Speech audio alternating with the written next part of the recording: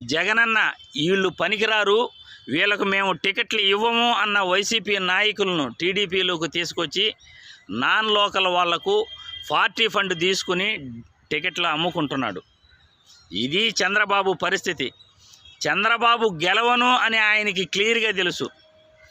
ఈ రకంగా అయినా మనం బెదిరిస్తాము, అధికారంలోకి వచ్చిన తర్వాత మీ అంతు చూస్తాము అని చంద్రబాబు పదే పదే కూడా విమర్శిస్తున్నాడు.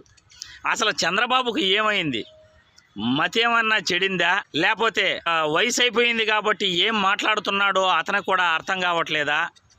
చంద్రబాబు ఈ విధంగా మాట్లాడటం సమంజసమా? రౌడీయుజం చేయటం సమంజసమా? ఎన్నికల కమిషనరు, ఎన్నికల అధికారులు ఎందుకు ఇలా మాట్లాడుతుంటే చూస్తూ ఊరుకున్నారు అని ఈ వీడియో ద్వారా ఎన్నికల అధికారులను ప్రశ్నిస్తున్నాను. ఎన్నికల ప్రచారంలో భాగంగా అవతల పార్టీ నాయకులను బెదిరించటం,